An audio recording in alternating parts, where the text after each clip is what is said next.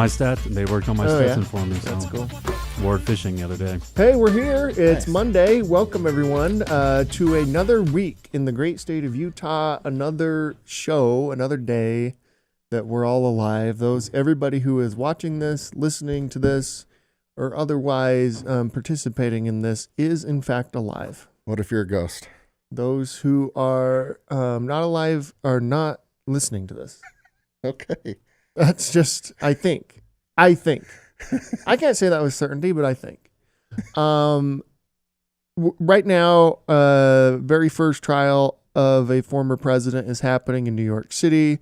The prosecutor is calling it election fraud, election interference. This payment that was made to Stormy Daniels is a thing. Like, this is where we're at as a country, and we're talking about it, and it's weird. I don't know if you have any thoughts on it, Garrett. Not a lot. I can't keep track of all of it, but 12 people woke up today and are on a jury talking about this. They're talking about, hey, Stormy Daniels. There's 12 people that are having a way weird day right now. Yeah. And then President Trump has to sit there the whole time. And you know he hates it and he so can't much. say anything, which is probably the funniest part of it. He hates not being in control, and he can't control this one. He's just kind of sitting there, and like he's charged with what is it? It's so many felonies for this one. It's like in the 30s. Yeah. Which is like, I guess the argument is he should have paid it from his campaign fund, but he didn't pay it from his campaign fund. He paid it from his personal fund. There are and rules. They're like, this is a campaign payment, and so that's 35 felonies. You could go to jail for 50 years. Yeah, right. That's weird. We're in a weird place as a country as this is happening. At least those 12 people are going to get to write really good books, all 12 of them. Listen, I'm not a political man, but you're sidelining one of the two candidates for president in a courtroom talking about Stormy Daniels, a former porn star. Yeah. We have bigger issues to solve. At least a couple of weeks. Yeah. I know you're a Stormy Daniels fan. No. But we can't do this. That's where I learned about hush money. I could have advised Trump on a thing or two. You got to pay it from this account, not that account. If he would have paid it from his campaign account, I bet they would have said that would be a campaign finance violation. Yeah. I don't see how you're not going to be amongst a jury of your peers. He hates that they're his peers. Yeah. How funny is it that they're his peers? They probably are, too. Anyways, today's show is brought to you by Black Desert. Black Desert is hosting a VIP weekly hospitality tickets for the Black Desert Championship 2024 Professional Golf Association Tour FedEx Cup. It's available now at blackdesertevents.com. The full field event is set to take place on the 19-hole championship Tom Weiskopf designed golf course at Black Desert from October 9th through October 13th. This marks a historic return of the PGA Tour to Utah after more than 6 decades. The PGA Tour is here. It's happening. Make sure you check it out, blackdesertevents.com. How cool is that? It's very cool. Yeah. By the way, it's called the Black Desert Championship, which is cool. Yeah. You would have thought it would be sponsored by something. Maybe it will be, or maybe they're just going to be the heavy. That's cool. Wrigley Field, Soldier Field, Veterans Memorial. They don't need no sponsors. By the way, a quick note on the Silicon Slopes front for those who are interested. Silicon Slopes Hall of Fame and awards are back. So this is a video we're showing. Applications for individual awards and categories including CEO, CMO, and CTO of the Year and company awards and categories including software, physical product, and marketing are now open. Apply today to be recognized as one of the greats in Utah. Visit halloffame.siliconslopes.com. That's halloffame.siliconslopes.com. Applications close on July 22nd. Yeah. Ooh, that'd be fun. Perfect timing, too. Did you see that? Well done. Wow. Well done. We have a guest, so let's go straight to that. What do you think about Stormy Daniels? No, I'm just kidding. Don't answer that. I have more thoughts on that bubble thing that people would fall into. If I ever get in that, you're going to have to pull me out with a crane. So this is that's not going to work. Fun. We were surprised at how many people did it. Yeah. It was almost everyone. And it was a fun idea that somebody had, and we went and bought a pool and filled it with the balls from McDonald's. We're bringing it back. Worked well. 3rd year in a row, it's coming back. Yeah. Ron Squire is the owner of Squire Counseling and our guest today. How are you? Good. How are you? Pretty good. Good. And love the mustache. It reminds me a little bit of Doc Holliday. Yeah, I love that movie growing up. So Yeah, I Doc wish Holliday, I could little do Teddy that. I don't Roosevelt. think I could do that. This side You could thing do you've it. got going on there, I don't know. Let's get a little wax on those. How much tips. time do you spend each morning on that? Oh, thing? not much. I just snap my fingers and my hair does its thing. Yeah. Mustache curls like a well-trained puppy. So, yeah. It's all just mental. Right? Oh, it's there, man. Yeah. If you're in control mentally, you can do whatever you want. Oh, yeah. That's what I try. I know my clients are making progress when they can snap and then this happens. You should be wearing this hat, Doc Holliday hat. Yeah. Hey, anytime, man. Yeah. Heck yeah. I'm your Huckleberry. Yeah. It's good to have you on. We've over the last couple of years, in particular, we've had a lot of folks on talking about mental health, and there's been it's run the gamut between various philosophies and practices, different practitioners. Some are, PhD, some are not. You are a counselor, and your practice revolves around kind of what core elements? My practice is located in Provo, Utah, and I find that it revolves. I didn't necessarily set out to attract this type of client, but it revolves around a lot of people who are struggling with existential type questions, meaning of life type things. With that comes depression, anxiety. I've worked quite a bit with trauma, and I've also worked earlier in my career, worked quite a bit with addiction, as well as adolescents is a very specific population. Adolescents who are found on highly functioning on the autism spectrum. So I've done family therapy, individual therapy. I've consulted businesses, some speaking, but my day in, day out is people coming in and just struggling with the meaning of all of this. Wow. So you got your work cut out for you. I do, yeah. And it's never going to stop. Yeah. So, as long as we're alive and thinking about these questions, then there's going to be a need for maybe a place to come and just get everything out on the table and sort it out. Yeah. I'd be interested in the group counseling philosophy because, whether it's like comedies or, TV shows or movies, anytime there's like group counseling or marriage counseling, it's mostly a time for comedy. Yeah. Where, they're just going at each other and the counselor's just sitting there like, oh boy. Yeah, there are some times that's happened for me, to me for sure. So you should charge double the rate, right? I should, but yeah, anyone who comes in, if it's a group or it's a couple, I just flat rate. It's your hour, so we'll see what we can do in that hour. So, yeah. And what propelled you into this field of, psychology, counseling, and mental health? A little bit about my background. What happened? I come from a line of pilots. My grandfather was a pilot. My dad's a pilot. I have uncles who are pilots. My wife's side has pilots on it. So I was kind of heading in that direction. What happened, though, is I had a life-altering hiking accident when I was 19. I was hiking, and the ground gave way below me, fell off a 35-foot cliff backwards, broke my back in half, broke all kinds of bones in my body. And in that recovery process, 30 hours of surgery later and all kinds of trauma and anxiety. I'm a very low anxiety kind of guy, but I definitely started to feel when I was having flashbacks.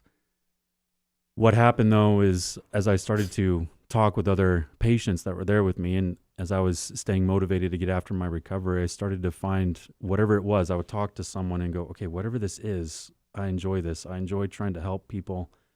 And so the accident really changed the direction of my life, where I started to think about and study how can I take the pain that I'm going through, make sense of it, turn around and help someone else to get through their own trench or their own foxhole or their own battle.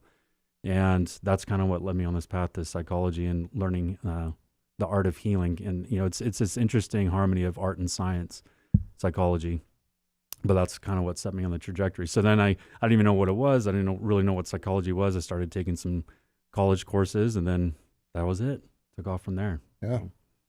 Because you had, through that accident, like, correct me if I'm wrong, but like, you're not going to walk again, or you're going to be in a wheelchair, like really crappy news. Yeah, it was terrible. I had snapped my thoracic 8 vertebrae. It just completely shattered, broke a few other vertebrae.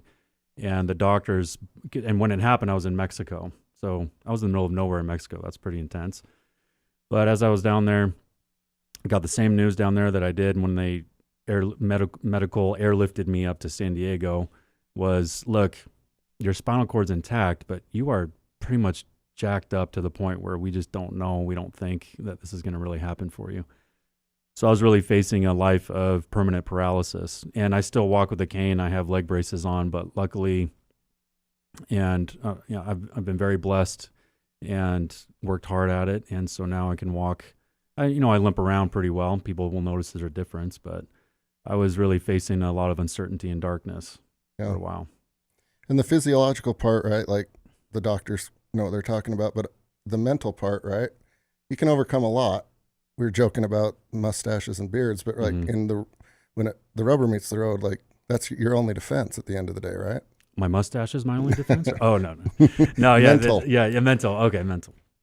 Yeah, there's one thing that anyone that works with me, anyone that I work with in deep psychotherapy, or even anyone that I consult with, I really hope that they can hear this and believe this, is that there is more to you than what you think.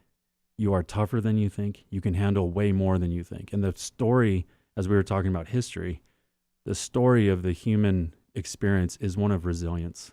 It is not one of helplessness or trauma. Yes, there are traumatic things that happen, but the overwhelming evidence points to that when something traumatic happens, the response is resilience. It's not helplessness, and it's not utter defeat. You can get through it. So that's that's the ultimate message that I want anyone to hear this to really take home, is that you can get through it. You're a lot tougher than you think you are. Yeah. There's 2 books out right now called Bad Therapy. Yes. And Anxious Generation by Abigail Jonathan Schreier Haidt. and Jonathan Haidt. What are your thoughts on those 2 things? Like I'm hearing, and I've actually started reading Bad Therapy. Mm-hmm. I haven't started Anxious Generation yet, though. What do you think of these 2 books? I don't know if you've read them or not, but it seems like every parent should read these 2 books. Yes, I completely agree. I admire both of them. Abigail Schreier is a journalist. Jonathan Haidt is a psychological researcher. I've read all of his stuff, and Anxious Generation just arrived a few days ago, so I'm going to dig into that. But there are often many times where I'll have parents come in with their adolescent, and I know this may not be a nice thing to hear, but they say, my kid needs therapy. And I'll say, maybe you need therapy first before your kid needs therapy. And let's talk about what's going on at home. Let's talk about your approach to parenting. Let's talk about you before we start talking about your kid, because I completely agree that there are iatrogenic consequences, meaning negative consequences that come from medical intervention, and therapy is a medical intervention. And if we start to over-therapize kids, then we risk teaching them that they can't do anything on their own. They have to come in and debrief. They have to come and like, is this really what's happening? Or do I need to go and process this? Whatever that means, process my feelings with it. I'm like, you know what you need? You need to go play baseball. Yeah. You need to get off the screens. You need to Get go outside. You need to go have, let's figure out some friends before we start getting you on some SSRIs or some, stimulant. Like, well, my kid has ADHD. He's like, yeah, maybe. Or maybe he's just a boy who's cooped up all the time. He's got a lot of energy. And I'm really afraid for families and kids coming into this industry, my industry of psychology, and it's not really a word, but being over-therapized, when really there are ancient ideas that I really ascribe to that teach us how to live. We already know how to live. Now, research may be showing what is going on internally, neurological firings, the neurophysiological structures of our brain, but how to live. The Buddhists, the Stoics, the early Christians, we know how to live, and we don't need to overcomplicate things. So very often in my practice, I'll have, parents come in and I'll say, does my kid need to be here anymore? I'm like, no, he's fine. Like, go, because the main job I have is to make sure that people don't feel like they have to come to me anymore if they don't want to. Otherwise, I'm no better than anyone just kind of keeping people sick, and that I wouldn't be able to live with myself if I'm just keeping someone in therapy without their full knowledge and consent to what's happening.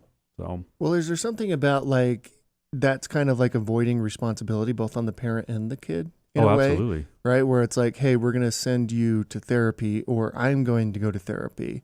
And now the responsibility is on the therapist to make me better. Yeah. And those, hour-long sessions every week, like that's how I'm going to get better. And if I don't, it's therapy didn't work, and this is just who I am. Well, I truly try. That's the only way you're going to survive as a psychotherapist is if you do not take on the responsibility of your clients' outcomes onto you. That's not to say that I don't have a responsibility to the people that I help, but for them, no, that's not, and I'll tell this frequently to adolescents in front of their parents, and their parents are, oh, and I'll say, oh, you're not special. You're not special to me. You're maybe special to the person sitting next to you. But when you leave here, I don't think about you because I'm trying to get them to realize, oh, that's actually liberating. That's how the world That is. no one really cares. Yeah. And so this is really up to you. And I'm doing that to emphasize that very point you're talking about is the responsibility on you for your life. Because that's where it lands, is it's on you. Hey, Weston, pull up Bad Therapy by Abigail Schreier, just so people who are watching this can see what we're talking about, because I think it's a very important book. Mm-hmm. But what are the effects of like giving kids these SSRIs at these ages? Do we know yet? We do know the negative there are negative consequences. Everything from loss of, a flatlining of emotion, weight gain, a higher dependency on these things, but also psychological consequences is I can't function without this thing in my body. And that's a deeper consequence, because then that goes to that starts to erode the resilient spirit that lies within each of us. And it's startling. I'm not saying that there isn't a place. I have clients who I probably arguably wouldn't be alive without the help of a medication. But my view of medication is it's almost like there's an analogy. If you have some rain gutters along your house, and you got to get up there to clear out the leaves, the medication is the ladder. That's it. It's a vehicle, it's a conduit to do the real work. Then hopefully you can start to remove the medication as you start to instill and ingrain some more habits for healthy living. So there are definitely consequences. I look more at the deeper psychological consequences, though, of the belief in themselves that they can do hard things, and it starts to erode that when you become too dependent on a medication. Yeah, because they didn't exist up until recently, right? No, and we were just talking about it. Abraham Lincoln was seen as having melancholia, is what they would call it. He had a pretty good, decent chance that he was really depressed throughout his life. And yet, look what he can do. And that's what I really try to pull with whether I'm consulting, speaking, doing deep psychotherapy, is look at these incredible people who didn't have access to these things. They're a human being. You're a human being. There's something in them that also resides in you. Believe in yourself, and you can do some really intense things, more than what you think you can. Winston Churchill had the same thing. Oh, absolutely. I mean, history is riddled with people that really struggled, yet they persevered. And I'm not saying it wasn't easy, but it was meaningful. And that's one of the key focuses when you talk about mental health treatment, it's you have to, because we can't escape pain, there is no escape from pain in this life. It's about what can I do? How can I transform my pain to make it meaningful? Because pain will always come, but the suffering, the needless suffering, that's going to be a consequence of our choices, the choice of how we view our pain. And if you can find what is meaningful in what you're going through, and maybe start to look outside yourself and how to make others' lives better, that is a really, it's an amazing recipe for real progress. So then people, once again, then they don't have to come to me all the time unless they want to, Yeah. Because we were talking a little bit before we jumped in the studio, there's always fads, whether it's, dieting or sports, but in mental health, only try and serve others, or it's all about you. 100% you, right? And the pendulum's always swinging back and forth. And generally, it seems like, you made the point, we know how to live. And part of like knowing how to live is not being selfish and kind of helping others. And maybe even they don't even need to be human beings, but it could be animals or the environment. Kind of as a anchor point of, you're just a little speck in this little history timeline, and there's 8 billion of you wandering around. But ultimately, like, serving others is a good antidote for a lot of these things, right? Oh, I completely agree. There's an incredible analogy from Viktor Frankl. Viktor Frankl is my favorite philosopher, psychological thinker. He said in one of his books that the mental health of an individual can be equated to the health of the human eye. And if you think about the human eyeball, if the human eye is seeing itself, it's not good. So if you're walking around and you're seeing all the floaties in the veins, you're like, uh-oh, something's wrong. He says it's exactly like the human condition and the health of the mind is that if you are constantly looking inward, it's not good. And so the health of the human eye is based on the fact and predicated upon the fact that it does not see itself. It looks outward. And that's exactly what I believe is the path to, I think, a longer lasting health is to look outside of yourself. That's why I tell my clients, you're not really special. Yeah. And it's just to emphasize, like, it's a bridge to then help them think like, well, maybe my emotions don't matter that much. Maybe if I'm sad, I can still choose to do things that are difficult because my emotions are just emotions. They're just, they ebb and they flow, and they're not to be equated with this monumental significance in my life because they are so temporary. And so maybe I can look outward and anchor myself to something more permanent. Yeah. And some people just get this naturally or inherently, like Teddy Roosevelt's wife and mother died on the same day. Yeah. And he's like, well, screw this. I'm going to go be a cowboy, right? Mm-hmm. And it was hard. Oh, it was brutal. He wrote on his journal that night, "The light has gone from my life." Yeah. And it was just a big X in his journal. And I can't even imagine losing my wife and my mother on the same day. But then what's interesting is then, he went out west and he was a sheriff. He rounded up a couple of thieves and put them in a rowboat down the Platte, I think it was the Platte River, and was lecturing them to the point where they turned themselves in. It's like, oh man, that's some psychological wizardry right there. Our coolest president. Yeah. Oh, absolutely. Teddy Roosevelt, I have a son named Teddy. Me and too. I named him after Teddy Roosevelt. Oh, you do? Yep. Oh, look at that. There you go. So I'm hoping to pass down my mustache to my son Teddy and maybe get a hat like that, and then we're good to go. Yeah. So, yeah. And he would do that, lost an election, and his wife and his family know, all right, he's going to go do something hard. Yeah, absolutely. Yeah. That's very often when I'm working with people. It's the counterintuitive thing. And it's the same thing in my own personal life. When I feel down, the counterintuitive action is to go do something hard, is to double down on the pain. Because if you do that, you might actually feel better. I had a client one time show up and say, while I was on my way here, I was feeling down, so I actually stopped at the Provo River and just dunked myself in the river. I'm like, oh my goodness. He's like, yeah, I changed in the bushes. No one saw me, but I feel great. That's awesome. Yeah, okay. He comes in wet to the office. I'm like, wow, all right, look at you. But that's because when we do easy things, when we do things that aren't demanding, and the most meaningful things in our lives usually are demanding something of us. When we don't do those demanding things, I've never heard anyone come in and say, I feel so proud of myself. I feel so much better. Oh, why? What'd you do? I drank a 6-pack and I ate a dozen donuts and I watched porn hour after hour and I feel incredible. And this is regardless. It doesn't get better than this. Woo! Yeah. Stormy Daniels. No. Regardless of religious affiliation, regardless of any kind of, association with any kind of church or anything, I've never heard anyone come in and say that. They always feel the best when they say, I've done something hard. It was very meaningful to me. It demanded something of me and I did it. Look at me. I'm like, there we go. We need more of that. And so there's this constant question that I'm always thinking about in psychotherapy is, when is the time you felt better, truly better about yourself? How do we do more of that? And I try to make the connection there with each individual. And that's going to look very different for each individual. But if I can get that connection, then that's what therapy is built on. Yeah. And good therapy. That's good therapy, not bad therapy. Yeah. What about serving others? I know that Garrett touched on this a little bit, but is that kind of like, I know, like doing something hard physically, like for yourself, that's difficult for you. What about serving others makes us happy? Because it obviously does.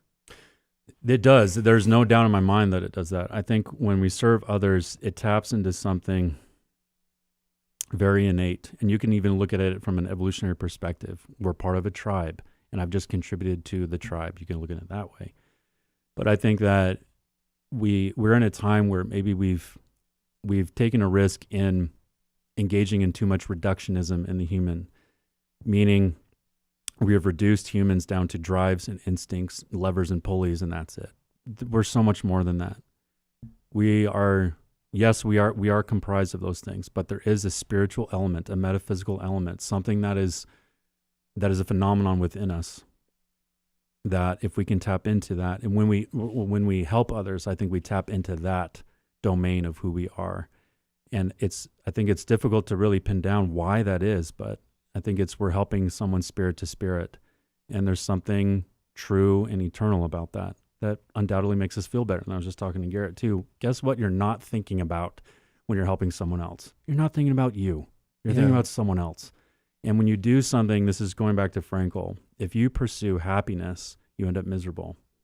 If you pursue what is meaningful, then happiness is what ensues. So if you pursue that which is meaningful, happiness ensues. It's the consequence of doing really meaningful things. And there's something to it, whether it's religious, but I'm just thinking about purely psychological. If we are admonished in the good book to help others and to love others, why is that there? And why has that stood the test of time? Because it works.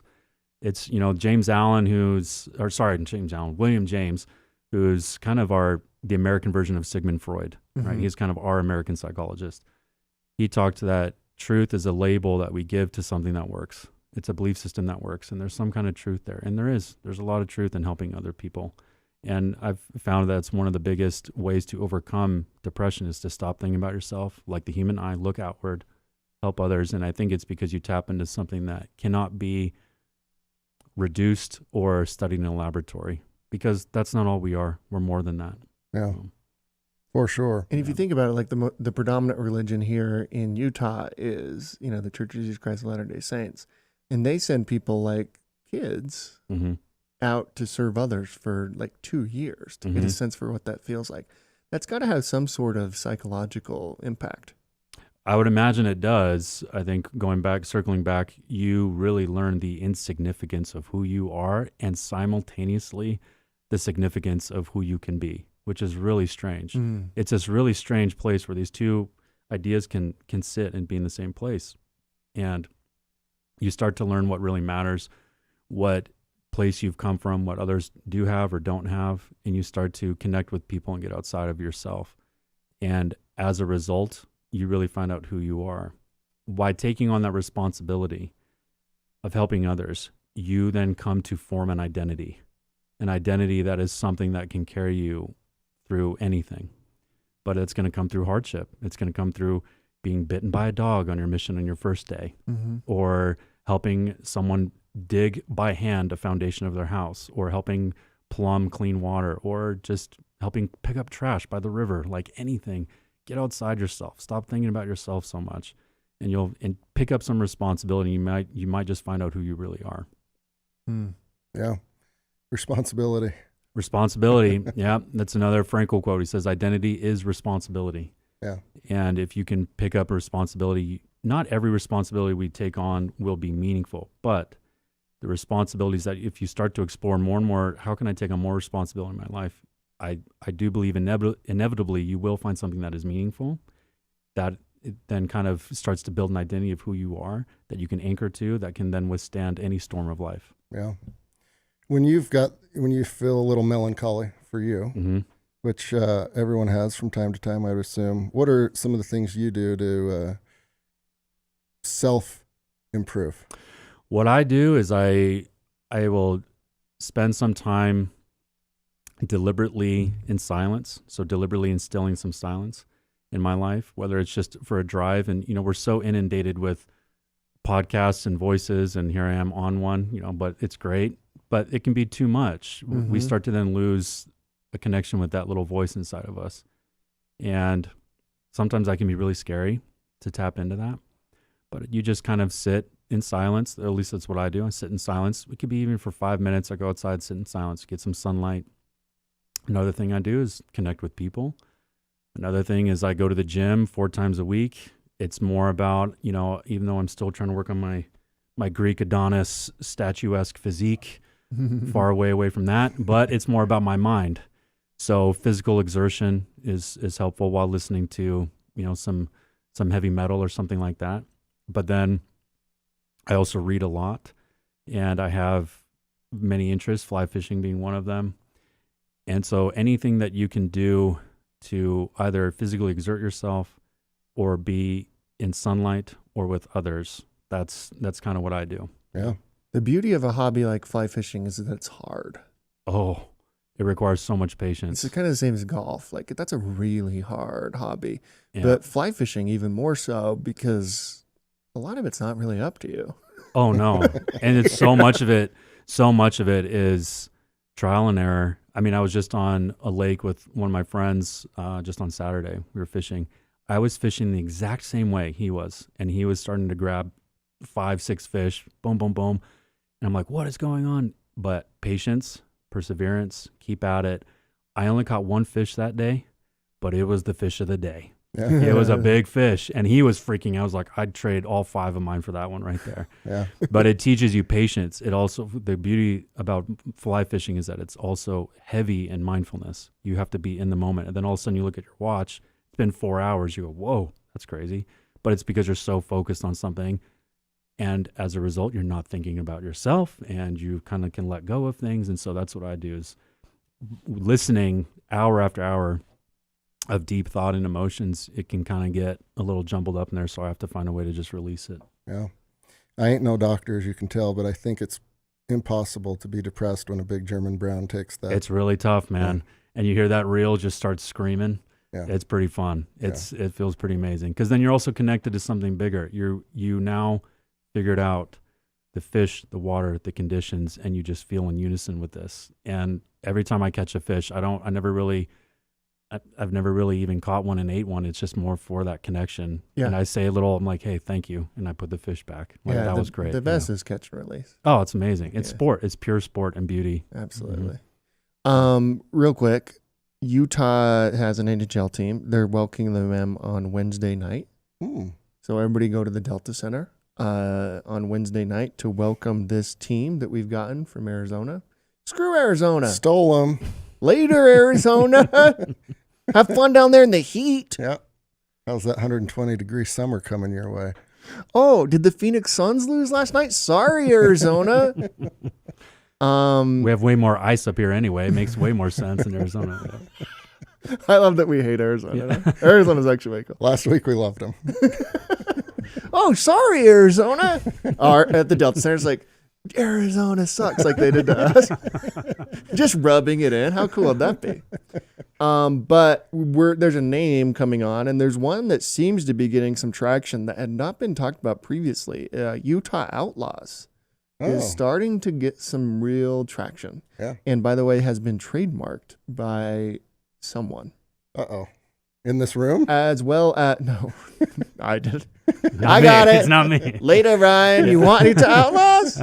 It's going to cost you, dude. Crack open that check. As well as Utah Hockey Club was trademarked, and I think Blizzard was one of them, Utah Blizzard or something. But of all the ones that were trademarked, I really like Utah Hockey Club. I actually like the simplicity of that. I think that's really cool. I actually like when sports teams just go by the state that they're from. Sure. This is Utah. This is cool. And then without a name or a thing like that, you can just say Utah. But I like Utah Outlaws too. Yeah. Nothing wrong with that. It is interesting though, right? Because like Utah got its start because Missouri outlawed Mormons to the point you could exterminate them. So I wonder if is that the tie-in? Like we're all outlaws? Well, Butch Cassidy, Sundance Kid. Butch Cassidy, there it is. Okay. Porter Rockwell. We have a long history of outlaws, actually. Yeah. So, Ours were more of the Robin Hood types too, right? None of the real crap heads either. I like to think so. Yeah. Like Jesse James. Yeah. There is no sociopathic outlaws associated with Utah, right? I don't know. Hopefully not. Yeah, let's hope not. Yeah. I mean, you would fit the bill. Look at your hat. You look like I am legitimately a sociopath. Yeah. So, yeah, at least one. Kind, unsuspecting. Yeah. Yeah. Utah sociopaths would be cool. Oh, that. Now we're talking. There we go. Now we've got something interesting. Trademark it. What else is going on? Oh, yeah, Kevin Bacon came to Payson. Good job, Kevin Bacon. That was cool. Payson is the home of the furries. Oh, God. By the way, one of them that was, one of the names was Utah Fury. Oh. So I think that one was canceled out last week. After that, I don't think we're going to be the Fury anymore. It's too close. And then there's another story at KSL about how Utah's a hot spot for entrepreneurs. Of course, we know that. It's a great place to be, great place to live. Under other things that I think are pretty interesting that people should be following this week is Sam Altman has made an investment in an energy startup focused on AI data centers. That's something that's really interesting. Something that could happen is like, hey, we want to stop the advancement of AI. You could just blow up the data center. Easy. That's all. Yeah. And that's the end. Yeah. And, him focusing on an energy startup that, does that. That's kind of cool. Although Sam Altman's, to be seen. I don't trust him. If he's good or bad person. So anyways, and then Trump is still, getting, his lawyer just said there's nothing wrong with trying to influence an election. Which is probably true. Probably true, right? Like that's all they as a ever candidate. do. It's like, I'm a candidate. I'm trying to influence people to. Anyways, the Trump thing's crazy. It's too crazy. How do people connect with you? How should they reach out? All that type of stuff. Let's see. I have YouTube channel as well as Instagram, ron.g.squire. I also have my practice website is squirecounseling.com. So, very cool. Easy. Yeah. Thanks for coming in, man. Thank you. Yeah, thank you so much for having me. Appreciate this it. was great. I highly recommend people read Bad Therapy, Yes. Anxious Generation, both of those. Fascinating that they came out right next to each other, too. Perfect. But check them out. Okay, we'll see everybody tomorrow. Edgar Carrion from Edgar. Yep. Sweet.